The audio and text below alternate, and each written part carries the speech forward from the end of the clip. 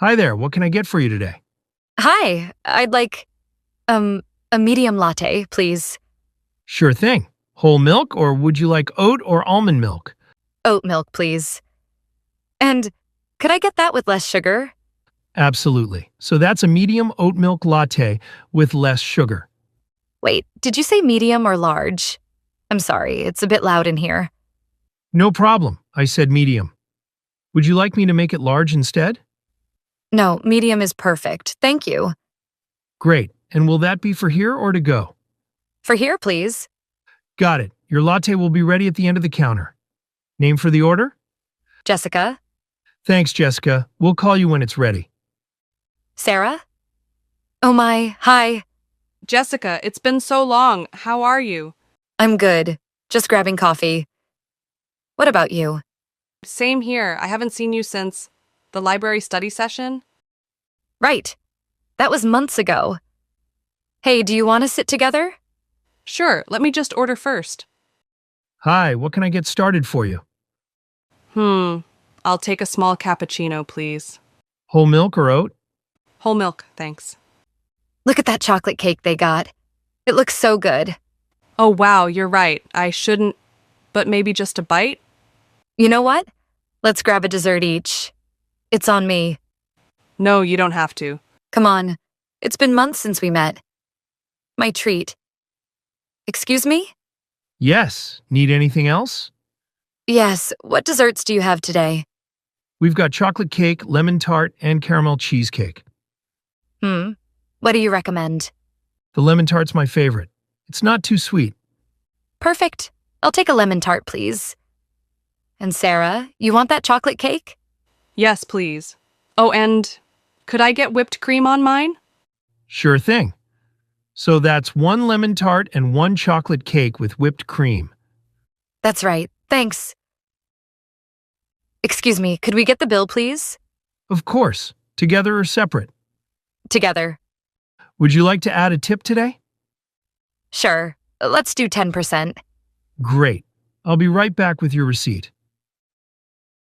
All set. Thanks so much.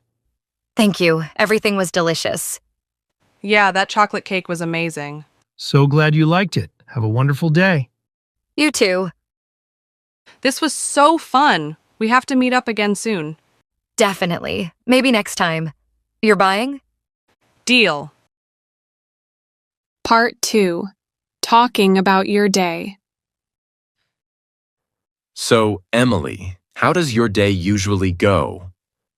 Well, my mornings are usually quite structured, actually. I'm a bit of a morning person, so I tend to wake up pretty early, around 6:30 a.m. most weekdays. Wow, that's quite an early start. The very first thing I always do is make myself a cup of herbal tea. I love starting my day quietly.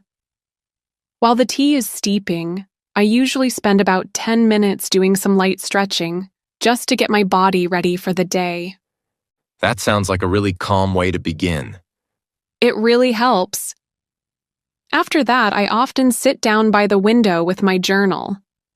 I try to write in it for about 15 minutes, just to organize my thoughts and set a positive intention for the day.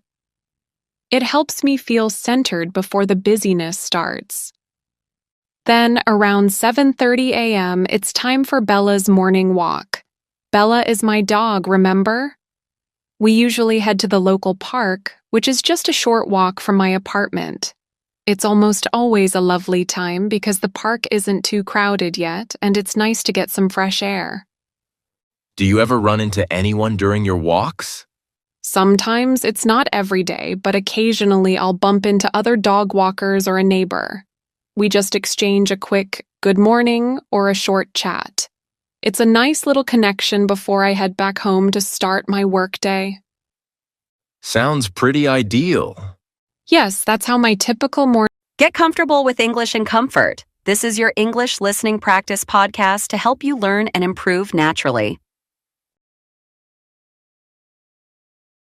Hello and welcome to English in Comfort. This is the place where you can learn English while you relax, lie down, or even while you sleep. No pressure, no stress, just real English. Today, we have a special episode just for you. We're going to have some daily English conversations that are used in real life. These conversations are great for all levels, whether you are a complete beginner or at an A1 level. It's a perfect opportunity for your English listening and speaking practice. Whether you're ordering at a cafe, talking about your day, or chatting about food, these are the kinds of conversations that are great for your English fluency. Of course, feel free to pause the audio after each conversation if you want to. You can even slow down the video if you need more time. We also encourage you to try shadowing, where you repeat what you hear to practice your own speaking. So get comfortable, grab your tea, and let's get started with our daily English conversations. Part 1. Ordering at a coffee shop and having small talks with a friend. Hi there, what can I get for you today? Hi, I'd like, a medium latte, please. Sure thing. Whole milk, or would you like oat or almond milk? Oat milk, please. And could I get that with less sugar? Absolutely. So that's a medium oat milk latte with less sugar. Wait, did you say medium or large? I'm sorry, it's a bit loud in here. No problem. I said medium. Would you like me to make it large instead? No, medium is perfect. Thank you. Great. And will that be for here or to go? For here, please. Got it. Your latte will be ready at the end of the counter. Name for the order? Jessica? Thanks, Jessica. We'll call you when it's ready. Sarah? Oh my, hi. Jessica, it's been so long. How are you? I'm good. Just grabbing coffee. What about you? Same here. I haven't seen you since the library study session. Right. That was months ago. Hey, do you want to sit together? Sure, let me just order first. Hi, what can I get started for you? I'll take a small cappuccino, please. Whole milk or oat? Whole milk, thanks. Look at that chocolate cake they got. It looks so good. Oh, wow, you're right. I shouldn't, but maybe just a bite? You know what?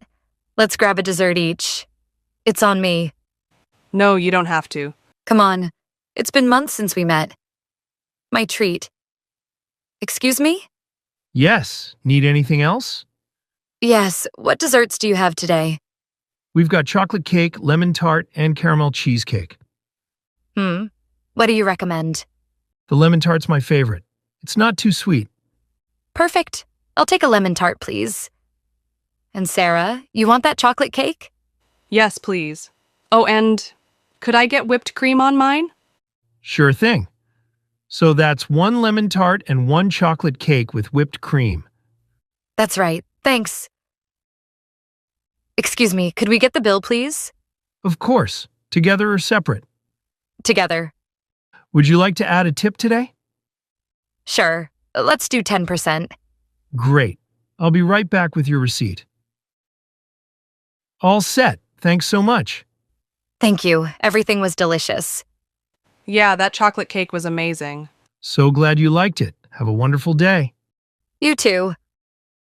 This was so fun. We have to meet up again soon. Definitely. Maybe next time. You're buying? Deal. Part 2. Talking about your day. So, Emily, how does your day usually go? Well, my mornings are usually quite structured, actually. I'm a bit of a morning person, so I tend to wake up pretty early, around 6:30 a.m. most weekdays. Wow, that's quite an early start. The very first thing I always do is make myself a cup of herbal tea. I love starting my day quietly. While the tea is steeping, I usually spend about 10 minutes doing some light stretching, just to get my body ready for the day. That sounds like a really calm way to begin. It really helps. After that, I often sit down by the window with my journal. I try to write in it for about 15 minutes, just to organize my thoughts and set a positive intention for the day. It helps me feel centered before the busyness starts. Then, around 7:30 a.m., it's time for Bella's morning walk. Bella is my dog, remember? We usually head to the local park, which is just a short walk from my apartment. It's almost always a lovely time because the park isn't too crowded yet, and it's nice to get some fresh air. Do you ever run into anyone during your walks? Sometimes it's not every day, but occasionally I'll bump into other dog walkers or a neighbor. We just exchange a quick good morning or a short chat. It's a nice little connection before I head back home to start my workday. Sounds pretty ideal. Yes, that's how my typical morning usually unfolds. After getting back home and making myself a quick light lunch, I usually have a big salad or some leftovers, I then transition into my work block. Around noon, I always sit down at my desk and start tackling my emails and main tasks for the day. I often have at least 1 or 2 video calls in the early afternoon, usually with our team or with clients. These calls can sometimes last for an hour or even an hour and a half, so they take up a good chunk of my time. They're great for collaboration, but they do require a lot of focus. I know that feeling. It's easy to get absorbed in calls and forget to move. Absolutely. So, I try to build in a short break around 3 p.m. I'll step away from my desk, maybe stretch a bit more, or grab another cup of tea. If the weather's nice, I might even step out onto my balcony for a few minutes just to get some fresh air. It helps to clear my head. That's smart. It's important to break up the workday. It really is. After that short break, I usually spend the rest of my afternoon on specific projects, doing research or anything else. I try to finish up my main work tasks by about 5:30 p.m. So your afternoons are pretty dedicated to work. Having that dedicated time for focused work in the afternoon really helps me get through my tasks efficiently. That's how my typical afternoon usually goes. So your afternoons are really productive, Emily. After finishing up work, how does your typical evening usually unwind? Well, after closing my laptop and stretching, which always feels great after a focused afternoon, my evening routine usually begins with getting some fresh air. I often go for a short walk around my neighborhood, just to disconnect from work and clear my head. After that, I typically spend some time preparing dinner. I love to cook, so this is a relaxing part of my day.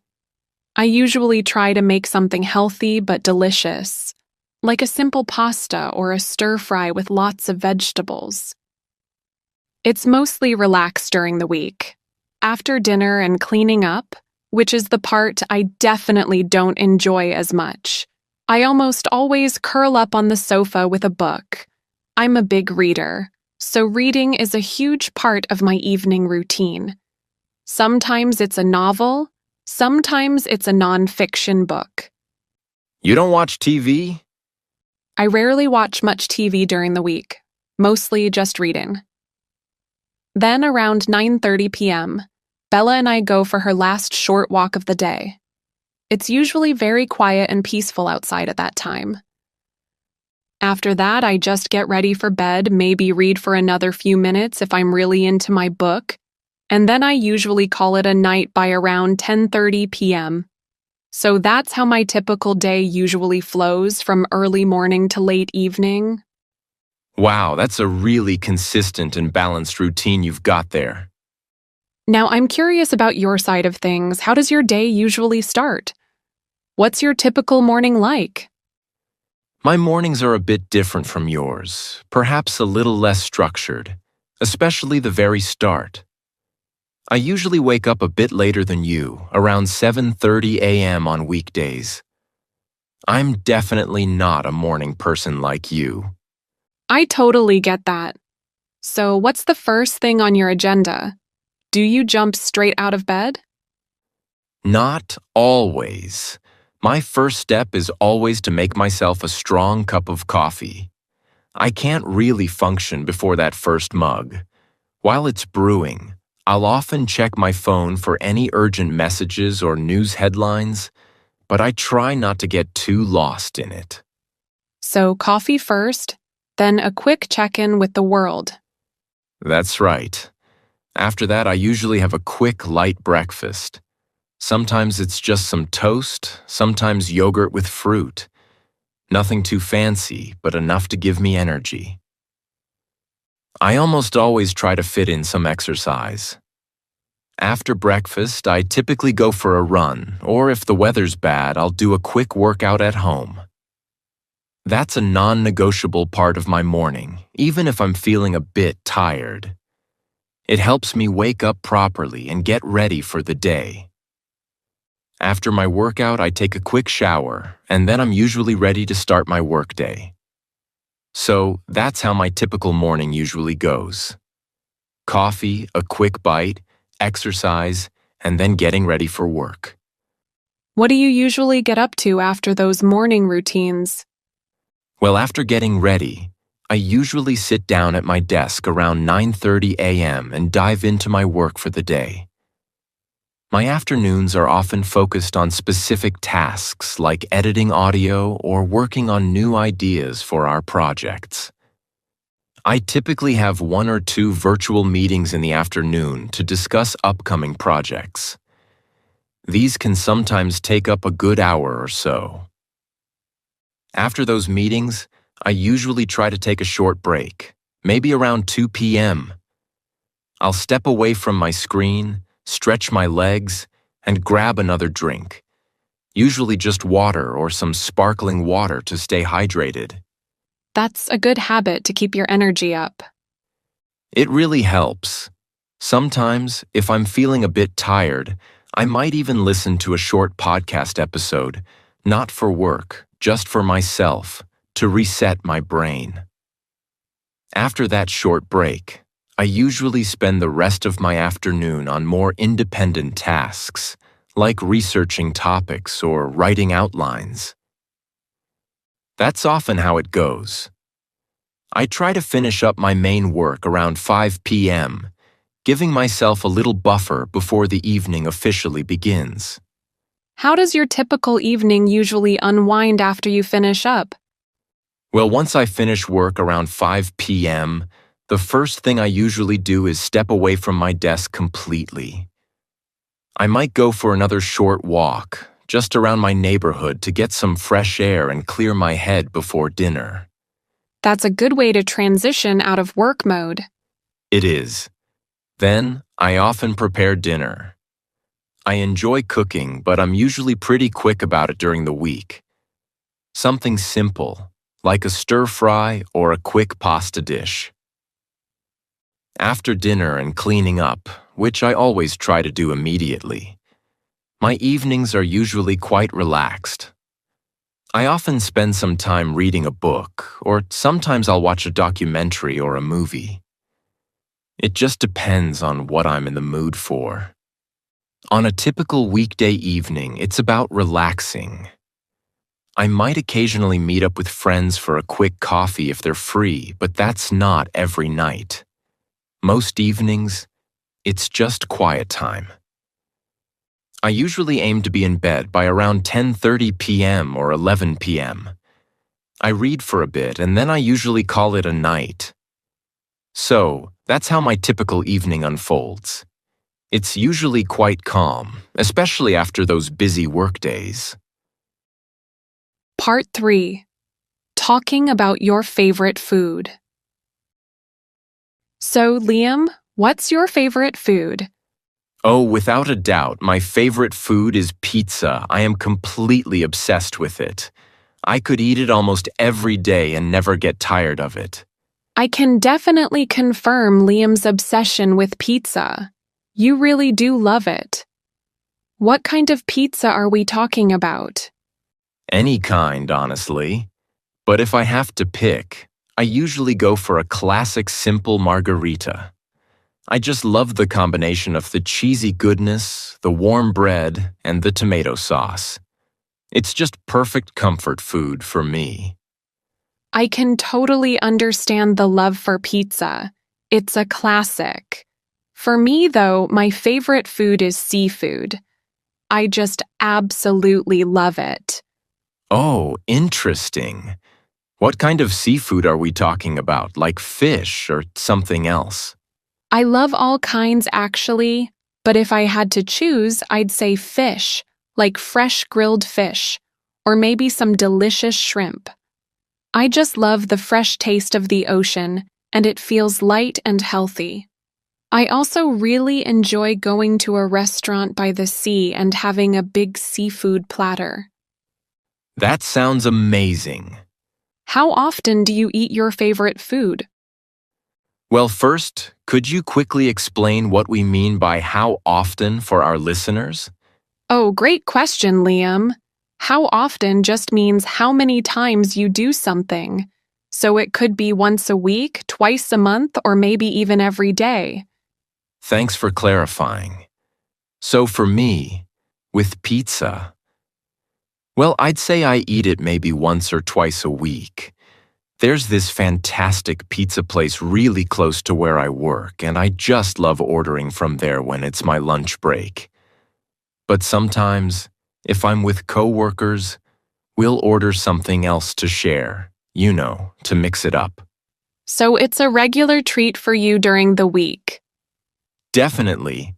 So, how often do you eat seafood? Well, surprisingly, not that often, actually. Even though I love it, I'd say I eat it maybe once every 2 weeks, or sometimes even less. Oh, really? Why is that? I guess it's because, well, fresh seafood can be a bit more expensive, and sometimes the preparation takes a little more time than just throwing a pizza in the oven. I usually save it for a special dinner or when I go out to a nice restaurant. It makes it feel like more of a treat when I do have it, That makes sense. So even for your favorite food, it's not an everyday thing. Exactly. It's about enjoying it when I do. Okay, we've talked about our favorites. Now let's talk about the opposite.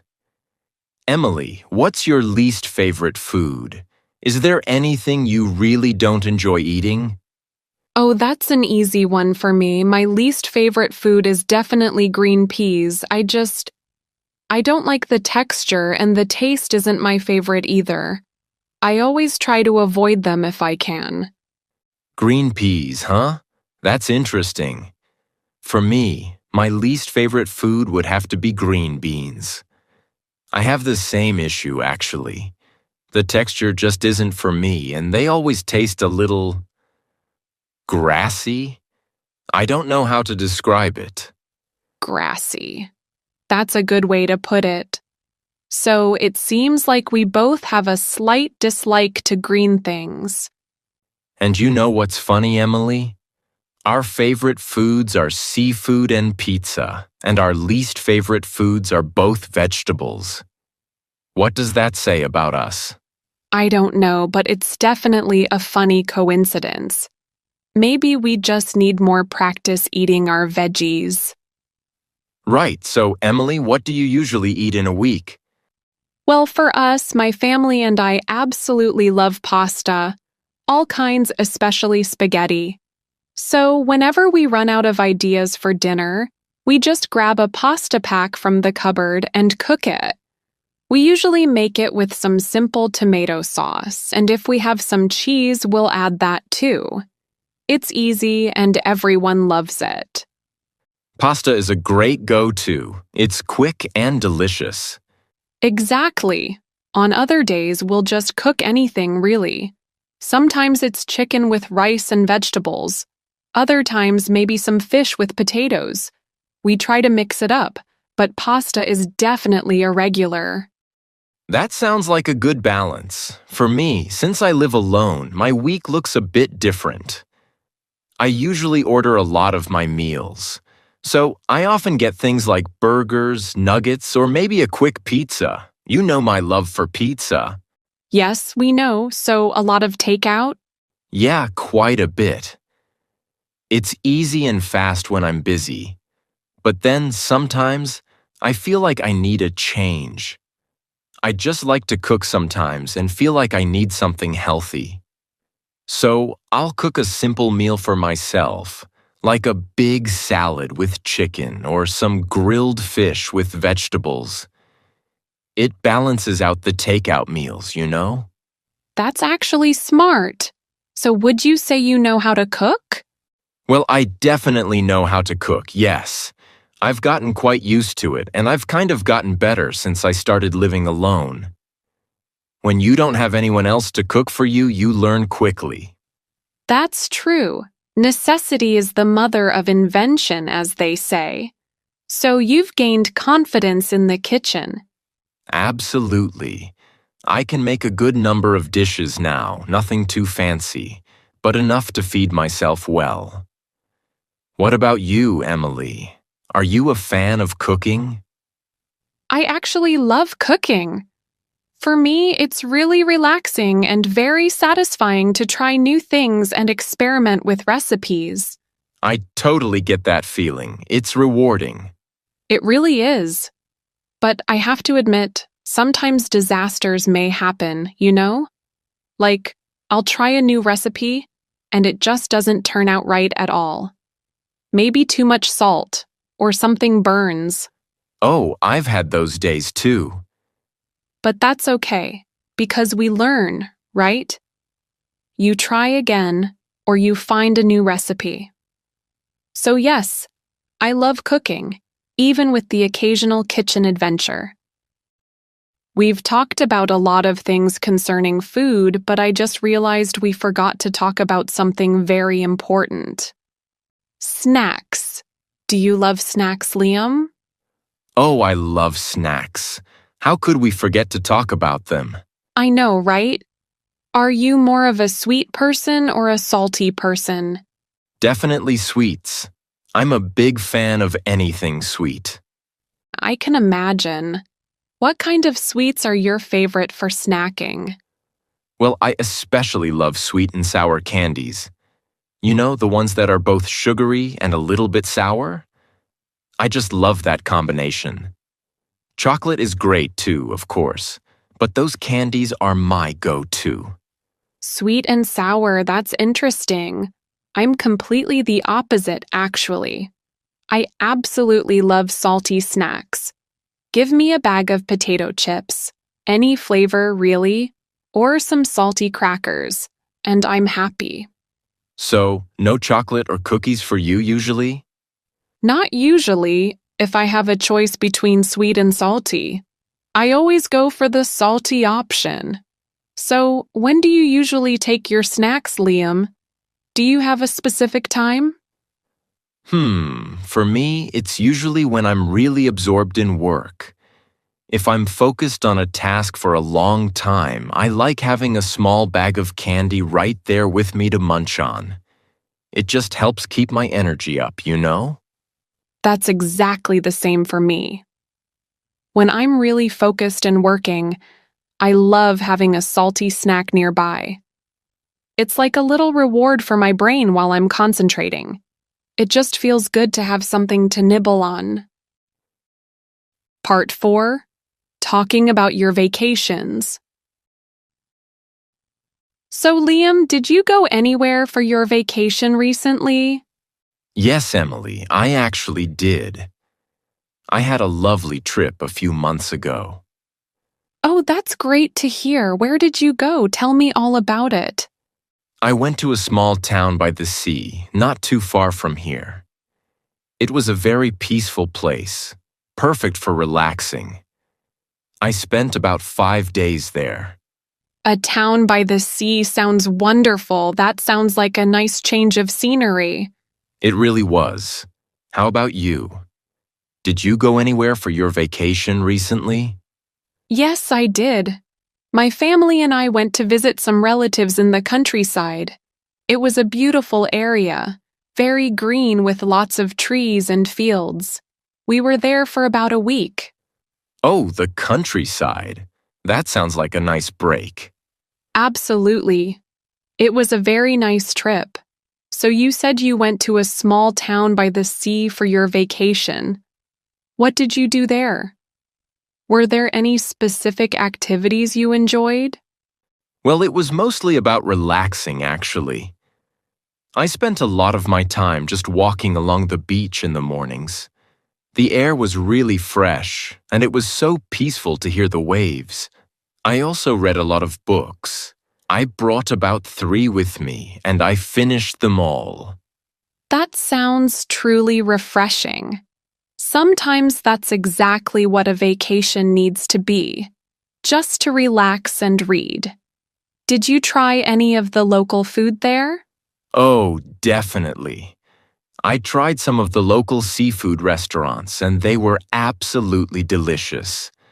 The fresh fish was amazing. I also explored the town a bit, just wandering through the small streets and looking at the little shops. It was nice to just slow down and not have a strict schedule. That sounds wonderful. A perfect mix of relaxation and a little bit of exploration. It really was. How about you, Emily? You mentioned you went to the countryside with your family. What did you do with your family there? Well, we spent a lot of time just catching up, talking, and playing board games in the evenings. It was nice to just be together without the usual busy schedule. During the day, we often went for long walks in the nearby forests.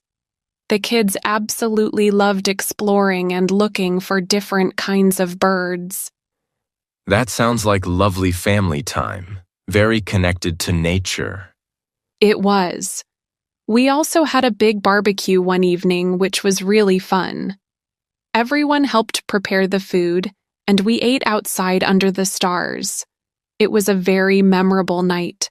So, mostly relaxing, spending quality time with family, and enjoying the outdoors. A barbecue in the countryside sounds like a perfect way to enjoy the evening. It's great you had such a nice time. By the way, what was the weather like during your vacation? Was it sunny or did you have some rain? Oh, I was really lucky.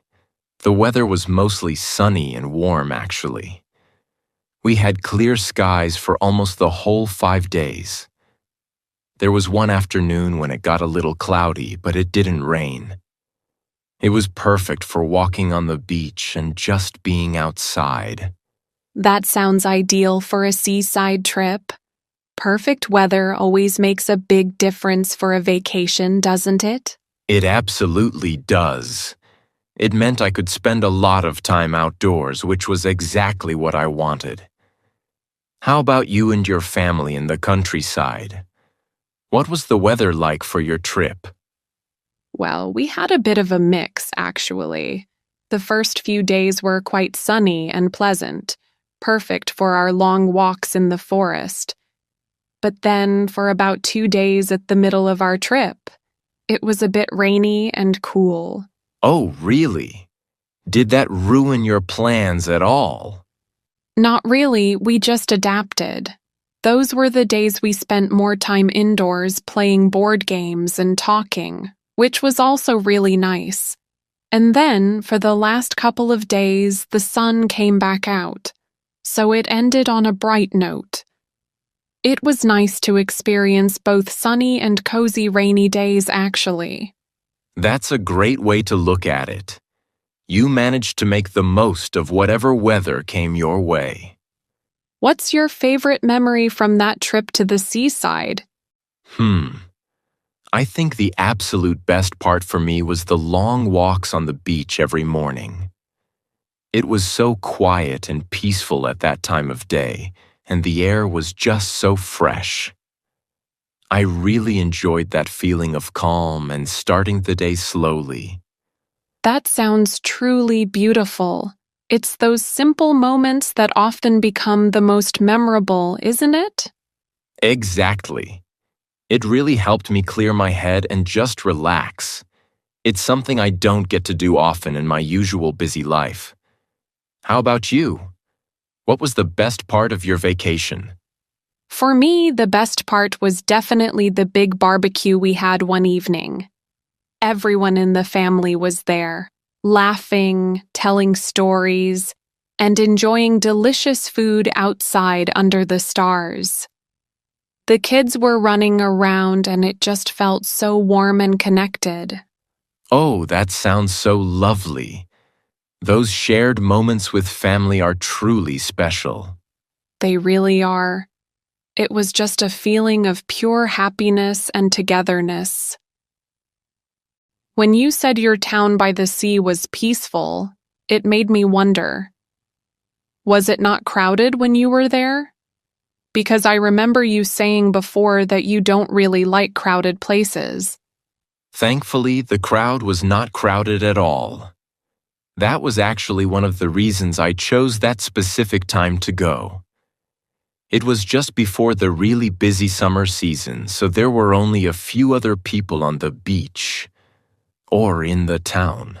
Oh, that sounds absolutely perfect. I completely agree with you. I also prefer calm and peaceful places for a vacation.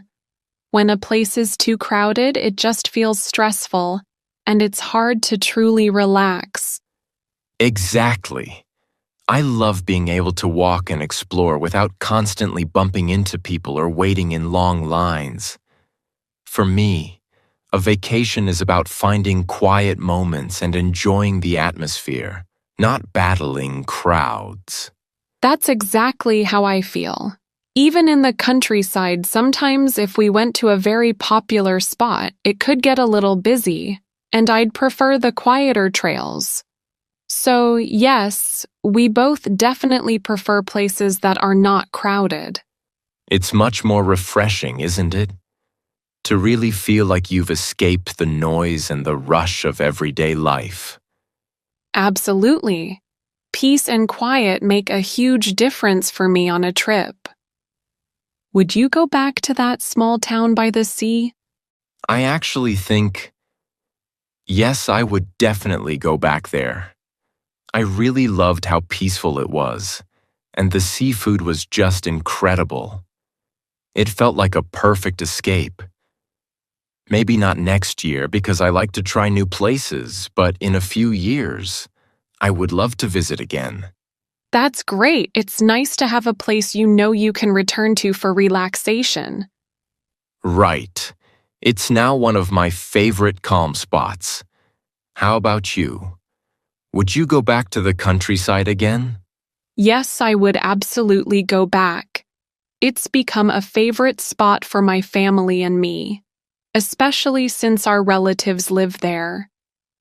It's not just about the beautiful nature, but also about the comfort of being with family without any pressure. That sense of family connection really adds to the trip, doesn't it? It does. Plus, there are still some walking trails we didn't explore. Is there any place you would like to visit next for a vacation? Somewhere you've always dreamed of? Or maybe a new place on your list? There are so many places. But if I had to pick just one right now, I think I'd really love to visit Japan. Japan. Wow, that's a fantastic choice. What makes you want to go there?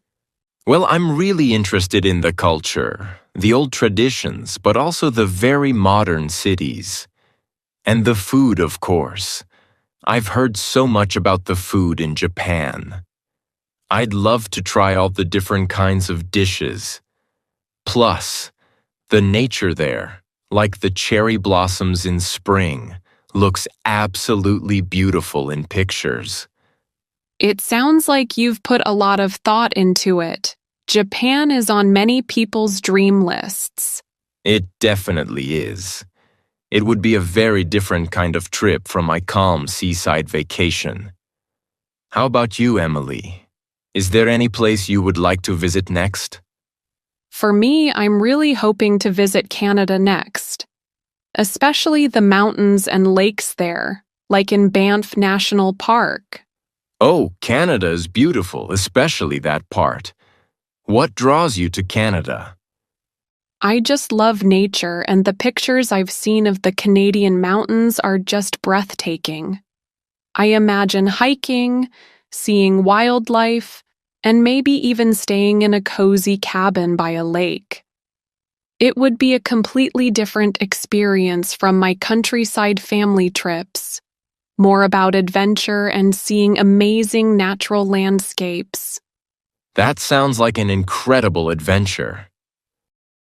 Part 5. At the airport. Need to find British Airways check-in. Excuse me, I'm a bit lost. Could you tell me where the check-in counters for British Airways are, please? British Airways, ma'am. Go straight down this main hall past the food court on your left. You'll see signs for Terminal 3, and their check-in desks are usually in Zone C. Oh, thank you so much. Zone C, got it. That's very helpful. Thanks. No problem. Have a good flight. Hello, next please. Good morning. I'm checking in for the flight to London. Here's my passport. Good morning. All right, Jessica Smith, flight BA286 to London Heathrow. Is that correct? Yes, that's right. And do you have any luggage to check in today? Yes, just this one suitcase. Is there a weight limit? I think it's 23 kilos. Yes, it's 23 kilos. Please place your suitcase on the scale. Perfect, 22 kilos. That's fine. Are you happy with your seat, 14A? Get comfortable with English in comfort. This is your English listening practice podcast to help you learn and improve naturally. Hello and welcome to English in Comfort. This is the place where you can learn English while you relax, lie down, or even while you sleep. No pressure, no stress, just natural English and interesting topics. So, today we have a really essential episode for your daily life conversations. We're going to teach you common phrases that make your English sound so much more natural, fluent, and confident. If you are ready, then get comfortable, grab your tea, and let's get started. Okay, our first phrase is fair enough. Fair enough. It's a simple way to say you accept someone's reason or their point. It means, I understand, that makes sense. Yes. For example, if your friend says they can't go to the movies because they are very tired, you would say, fair enough. It means you agree with their reason. Let's try it in a quick conversation. Okay, so I'm busy tonight and I can't meet you for dinner. I wanted to try that new restaurant. I know, I'm sorry. But my boss asked me to work late.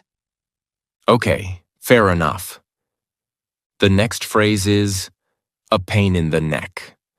A pain in the neck. This means that something or someone is very annoying. It's bothering you a lot. Right. Imagine a real pain in your neck. It's uncomfortable. So you use this phrase for something that is annoying. For example, a slow computer can be a pain in the neck. Or a person who is always complaining can be a pain in the neck. Let's try using it. Okay. I had to stand in a line at the bank for an hour just to pay one bill. Wow, an hour. That sounds like a real pain in the neck. It really was. It was so annoying. Next, we have the phrase, pull yourself together. Pull yourself together.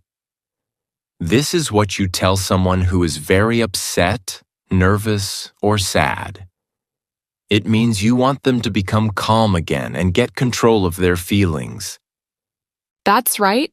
It's a way to say, calm down, everything will be okay. You could say it, for example, to a friend who is crying or a friend who is very nervous before a big exam. Let's try it out. Okay, I'm ready. Oh no, Emily. I am so nervous for this presentation. My hands are shaking. Hey, take a deep breath. You know this information very well. Pull yourself together. You can do this. You're right, thank you. You know, I'm starting to feel a little stressed just thinking about all the things I have to do later. I'm already tired just from thinking about it. Hey, you need to get your act together. Get your act together. Could you explain this phrase to our listeners, Emily? Sure. Well, it means you need to organize yourself and be ready. You're feeling stressed, so you need to stop worrying and start getting things done. You need to focus. It's like a friend telling you, okay, stop being nervous and start being productive. So you can't just be messy. You need to organize your thoughts and your actions. Right? Let's try it. Okay. So I have 3 exams tomorrow and I haven't started studying. My room is a mess and I'm just sitting here watching TV. You need to stop watching TV and get your act together. Go start studying. You're right. I should stop. Okay, our next phrase is play it safe. Play it safe. This is a good one. It means you choose the option that has the least risk. You are careful